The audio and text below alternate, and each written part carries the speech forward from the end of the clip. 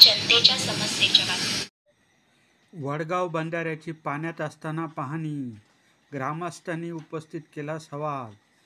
खेड तालुक्यातील वडगाव बंधाऱ्याचे काम निकृष्ट झाल्याच्या तक्रारीनंतर महाराष्ट्र जीवन प्राधिकरणाच्या अधिकाऱ्यांचे पथक आज दिनांक 23 जुलै 2025 रोजी पाहणीसाठी वडगाव येथे दाखल झाले।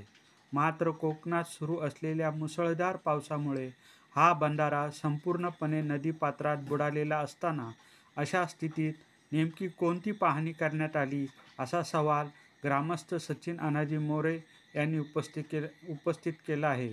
गेल्या काही महिन्यापासून वडगाव धरणाच्या निकृष्ट कामाबाबत ग्रामस्थांकडून तक्रारी करण्यात येत होत्या। या पार्श्वभूमीवर महाराष्ट्र जीवन प्राधिकरण ठाणे येथील मुख्य अभियंता प्रशांत भामरे यांच्या स्वाक्षरीने 30 मे 2025 रोजी संबंधित अधिकाऱ्यांना तपासणी व चौकशी समिती गठीत करण्याच्या सूचना देण्यात आल्या होत्या। त्यानुसार उपअभियंता श्री यू.जे. फुलोरे व सहाय्यक अधीक्षक अभियंता श्री बी.डी. पवार यांच्यासह अधिकाऱ्यांचे पथक आज वडगाव येथे दाखल झाले होते। मात्र पावसामुळे संपूर्ण बंधारा पाण्याखाली असतानाही अधिकाऱ्यांनी केवळ वरवर पाहणी करून निघून गेल्याचा आरोप ग्रामस्थांनी केला आहे।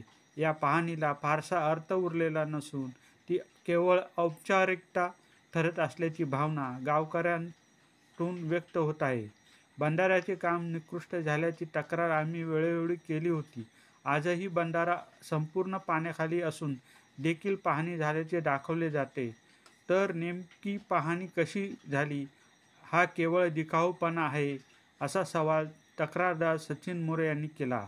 या प्रकरणात चौकशीस गती देऊन प्रत्यक्ष दोषींवर कारवाई करण्याची मागणी ग्रामस्थांतून होत आहे।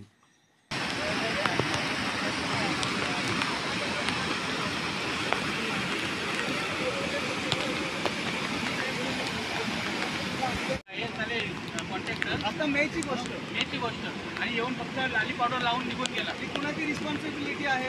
हे सगळं जबाबदार इंजिनियर आहेत, त्या इंजिनियरवरती कारवाई झाली पाहिजे। जेवढं जबाबदार आहेत त्याने आम्हाला शब्द दिला होता उपोषणच्या टायमाला की हे धरण झाल्याच्या नंतर तुमचं पाणी लागेल आणि त्याची जबाबदारी आमच्याकडे आहे। इकडे काम केलं, मी तिकडे काम केलं, सगळं काय झालं। नमस्कार, वडगावमध्ये चौकशी समिती बंधाऱ्यासाठी आलेली आहे। जलजीवन मिशन आणखी बंधारा या दोघांसाठी समिती आलेली आहे। समिती चौकशी करत आहे। ते आपल्याला अहवाल 1 महिन्यात सादर करणार। जर का आम्हाला पाहिजे तसा अहवाल न मिळाला आम्ही पुढील आत्मदहनाचा इशारा त्यांना दिलेला आहे। आणि त्याप्रमाणे लिकेज बंधारा बघण्यासाठी आलेले आहेत। आपण पाहू शकता समोर की नदीला पाण्याचा केवढा प्रवाह आहे आणि याच्यातून हे लोक काय अहवाल सादर करणार हे देखील आपण शासनाने याची दखल घ्यावी।